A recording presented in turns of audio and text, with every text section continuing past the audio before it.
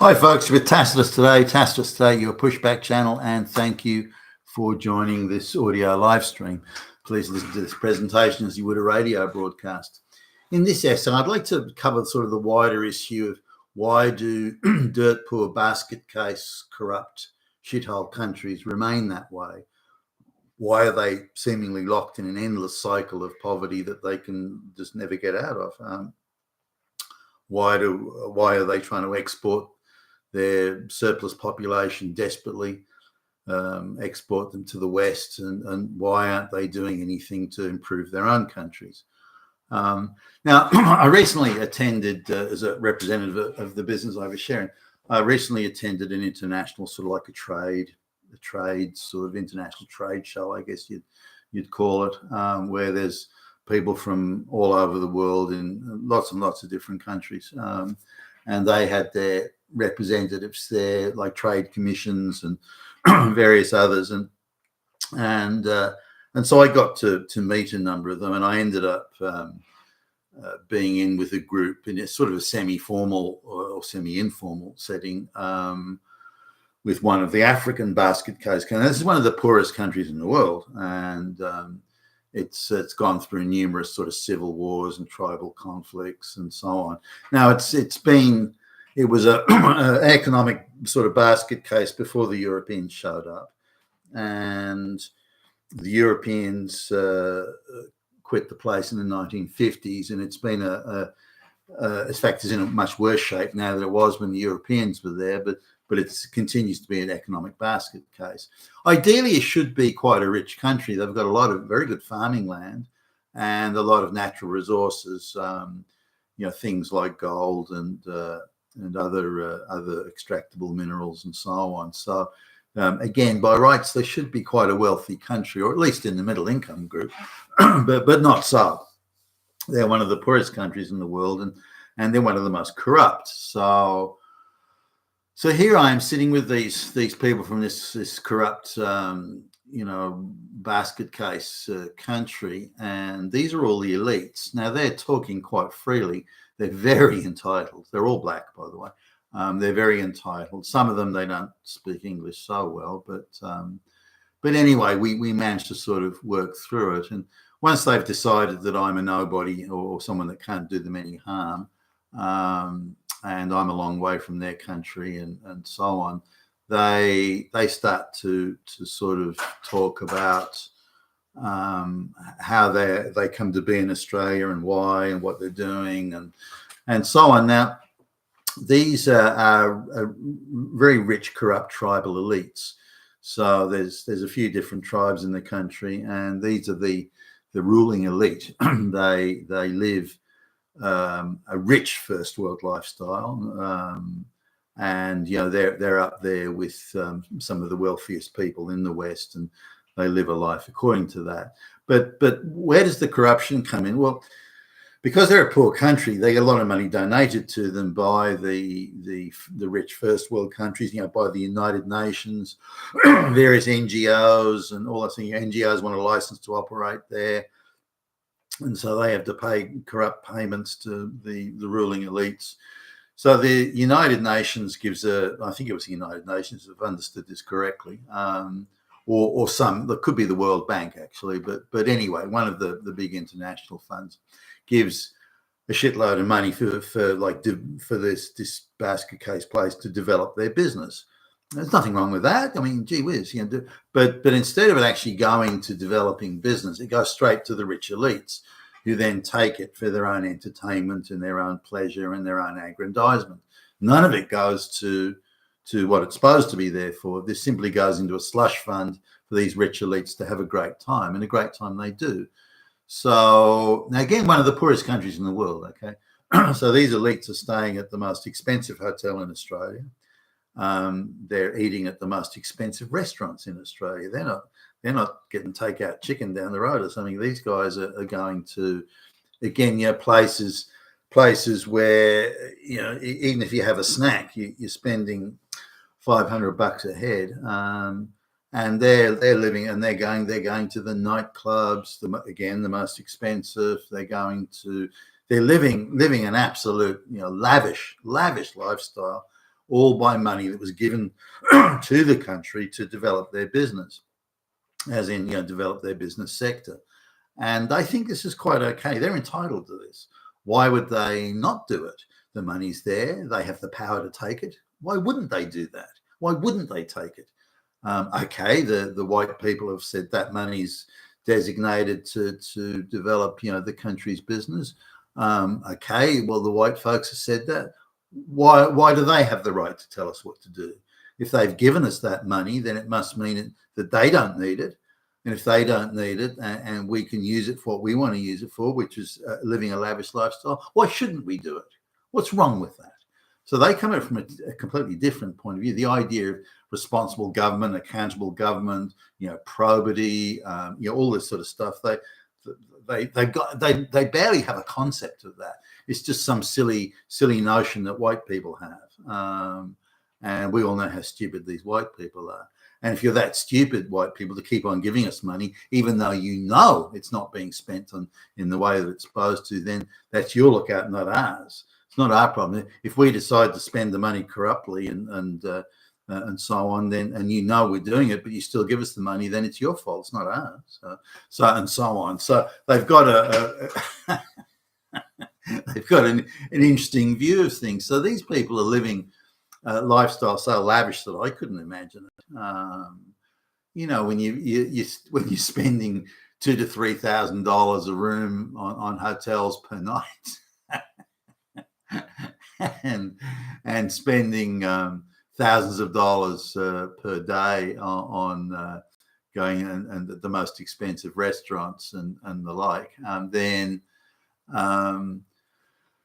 Now, on top of that, they bring out all their friends, their relatives, primarily, but friends and mistresses. So when it comes up, we're going to go to Australia for like a trade commission thing, every hanger-on imaginable will suddenly come like a leech, like a fly on shit to come to the. So because they all want to go on a junket, and again, it's not just a junket where you may stay in a 3.5 or 4-star hotel and live modestly and maybe just eat at the some local budget restaurant. No. This is full on. How much money can we spend and how quickly can we spend it? And they're gorging themselves at a banquet, a feast of first world money that's being gifted to them.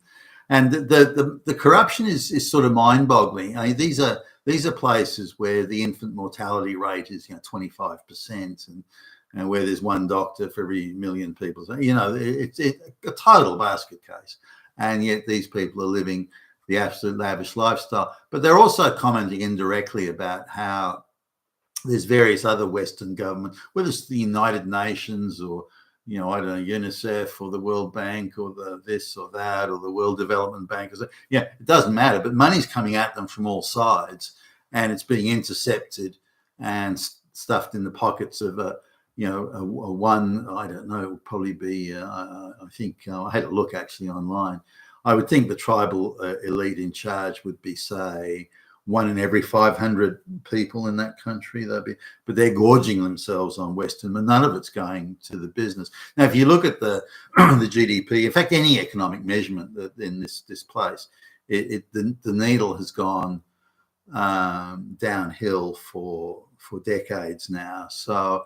And the further they slide down the economic sort of indicator table, the more and more money that gets thrown at them, and the more and more it is then intercepted by the. And so, why would they bother governing or doing it? They're just there to spend this money, to intercept it, to capture it, to put it in their pockets and spend. That's what they're there for. They're not there to govern the country or do anything. They're there to make sure that they, their families, their relatives, their mistresses. Now it goes on. They're also spending money on. There's one lady there, and she was very pleasant, by the way. And she, when you're living her lifestyle, why wouldn't you be? And she gets sent to do boarding high school in Switzerland. So she does senior high school in Switzerland, and with regular visits back to the African country, her relatives visiting all the time. All this money being spent and so on. and that money that was spent, that was some international grant for students. So instead of it being for students to develop like a middle class, if you like, in that country, again, these ruling elites just intercept all that money and then give it to their friends and relatives. So none of it actually goes to where it's meant to go. Now, here's someone who's from a rich part of town with rich parents, and anyway, they've got property all over the world and this sort of thing. And it seems ridiculous. So she gets one of the most expensive boarding schools in Switzerland, for girls' boarding school in Switzerland. Then goes to France to do to university, where she's given some honorary degree in law or something, and and she hasn't got past any exam. I was sort of asked, well, how do you manage to pass the exams in the language that you don't speak the language, so how do you manage that? And she laughs at my stupidity. No, they just give it to me, all right. We pay the right people, and this sort of thing, and it's some sort of an international black women's scholarship thing where you get guaranteed the degree at the end, and like she's going to the Sorbonne, for goodness sakes, not some regional third-tier university. So here's this supposedly highly credentialed woman, and then in turn she then gets given exceptionally well-paid gigs by NGOs and so on, and so she's able to swan around the world on someone else's dime. None of it's being generated by the efficiency or the capability of the government or the people. They're all parasites. They're all leeches. It's almost a ravenous app. They're like zombies, blood-sucking zombies, flesh-eating zombies, just eating the value and the wealth out of everything, where they gorge themselves on this fantastic lifestyle, which again they believe they're entitled to. Well, what I guess was interesting is they don't see that they're doing anything wrong. No, we're not. If white people want to give us this money, then we're allowed to spend it and do whatever we want with it. If you don't want us to have that money, then stop giving it to us. Again, a very cut before horse type attitude. But it's why these places stay forever poor. It's not because they're being exploited by evil Nazi whitey or that's nonsense. These people are determined to not have a successful nation state. They're absolutely focused on not having it, and anything that would lead to or could lead to a successful nation state, they will stop it. They will take whatever resources are going there and give it to themselves and again their family and friends. Now, also, I managed to, and I was probably looking for it as well, but also I managed to come across a basket case South American country, and they had one of the most senior politicians in the country was there, and which I didn't realize, and he had like a minder who was a diplomat of some sort. I don't know, maybe he was the local ambassador, but when you come across someone skilled at diplomacy and in the international diplomatic circuit, this guy mistook me for someone else because I was with a group of other people and he thought I was with them. And so just the silky smooth way that he shakes your hand, the way that his hand touches your arm, and the tone on his voice, the manner, the look on his face, somehow the vibe that comes out of the guy, you somehow just can't not like him. And you seem to have this instant, or I did anyway, this instant feeling that oh yeah, what a nice guy, I really want to accommodate him, or I really want to listen to him and give him what he wants. He was actually very good. I don't know whether he's done the Dale Carnegie course or something. I mean, it was charm. That's what I would classify as charm. I wish I had some of that charm. And then he was going to introduce me to this guy, the senior politician from the basket case country. And someone else piped up and said, well, actually, he's not with us. We're just sitting here and a bunch of people talking. And so, and I said, yes, that's correct. And so I was quickly and immediately ignored at that point. But the thing about I was talking to the folks from that third world country, again, the corruption and the the way they take money from, again, World Development Banks, all this sort of thing, and it just all goes into the pockets of this very small, super corrupt, lavish living elite. And again, if you want to do something about these countries and turn them away from being basket cases into successful or somewhat successful or less unsuccessful type nation states, then there's a lot you can do. But if you leave it to them and their massive corruption, and also if they have a disgruntled local population, and all these massive, all these super corrupt countries all seem to have super high birth rates. I don't know how the two work together there, but nonetheless, they can just export their surplus population to the West with the full support of the globalists and again the United Nations and all these other groups. But there's no one attempting to come to grips with trying to make these places successful in their own right, and places where people want to live and want to stay. There's no effort in that. And the little effort that's done is all filtered through these elites, which again, as I've mentioned, steal all the money for themselves. So they'll stay basket cases for all eternity as long as this level of corruption exists. You've been with Tacitus today, your Pushback channel. Thank you for listening.